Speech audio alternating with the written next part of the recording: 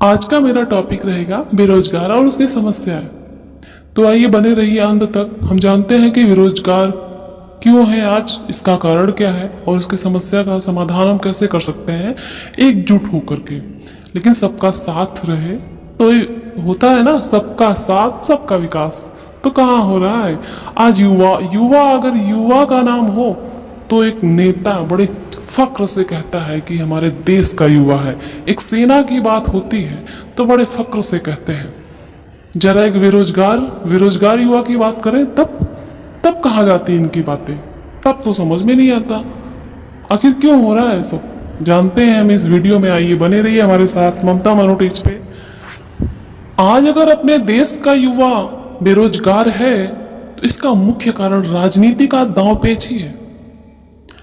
आज अगर किसी भी क्षेत्र में देखिए, किसी भी क्षेत्र में देखिए, नौकरियां निकल रही हैं, नोटिफिकेशन जारी हुआ, पेपर 2 साल बाद हुआ, पेपर हो भी गया तो क्या होता है, रिजल्ट 1 साल बाद आएगा, रिजल्ट भी आ गया, फिर मामला कोर्ट में जाता है। कम से कम क्लियर होने में 3 या 4 साल तो लग ही जाता है। ये रहा हमारी नौकरी का सिस्टम, कितना अजीब है।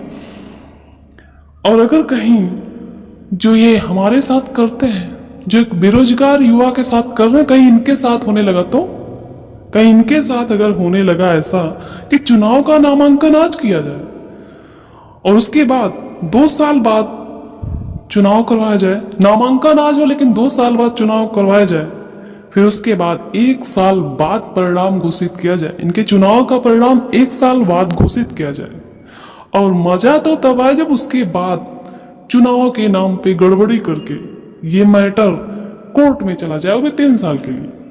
3 साल के लिए कोर्ट में मैटर चलता रहे, उसके बाद 3 साल के बाद चुनाव निरस्त कर दिया जाए कि चुनाव में गड़बड़ी थी, कोर्ट ये निरस्त कर दिया जाए, तो कैसा लगेगा इन्हें। और ये शिक्षक बड़ा योग्य खोजते हैं ना, कि हमारे देश में शिक्षक ही नहीं, किसी भी क्षेत्र में देखें, और शिक्षक कहने को तो शिक्षक है, कोई योग्य ही नहीं है शिक्षक बनने के लिए। अच्छा, बड़े योग्य खोजते हैं। तो जरा हम जनता भी तो ये चाहती है कि जो हमारा देश चला रहा है क्या वो योग्य है?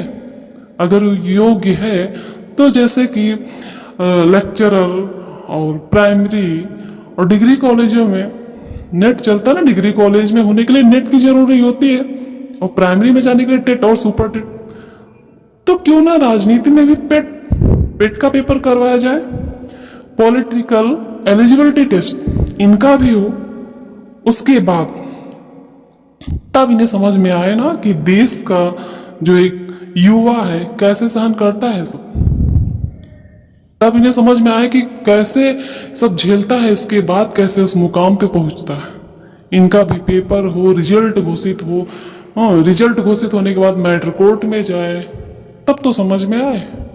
और एक तो मुख्य बात, इस बार लोग को सस्पेंड बहुत किया गया। इस बार मैंने देखा कि लोग सस्पेंड कुछ ज्यादा ही हुए। अब गलती चाहे जो भी रही हो, लेकिन एक गलती हर बार दोहराई जा रही, बार बार दोहराई जा रही है, उन्हें क्यों नहीं सस्पेंड किया जा रहा?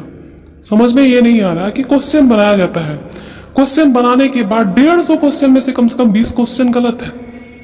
आपको उसका एलिजिबल नंबर चाहिए, कैसे दे जब 20 नंबर ही गलत है? उसके 20 क्वेश्चन ही गलत है, कम से कम या तो 2 ऑप्शन है, या तो क्वेश्चन ही गलत है, या तो सारे आंसर ही सही है, या तो उसमें से कोई आंसर ही सही नहीं है। तो कैसे दे? या तो आपके एलिजिबल नंबर से ज्यादा आए, क्यों लाए?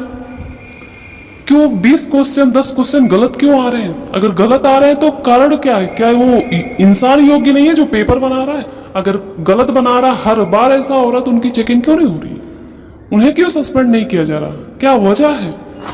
एक मनुष्य की गरिमा, उसका उत्साह, उसका विश्वास, उसका आत्मसम्मान, उसके आजीविका पर ही निर्भर करती है। एक बेरोजगार व्यक्ति से बढ़कर दयनीय और दुर्भाग्यशाली कौन है? परिवार के लिए बोझ सा लगता है वो, और समाज के लिए कलंक। एक बेरोजगार व्यक्ति जो होता है ना, उसके जो गुण भी होते हैं वो लोगों को अवगुण दिखने लगता है। उसके जितने भी गुण होंगे, कितना भी अच्छा कार्य करे, लेकिन लोगों को बुरा ही लगता है।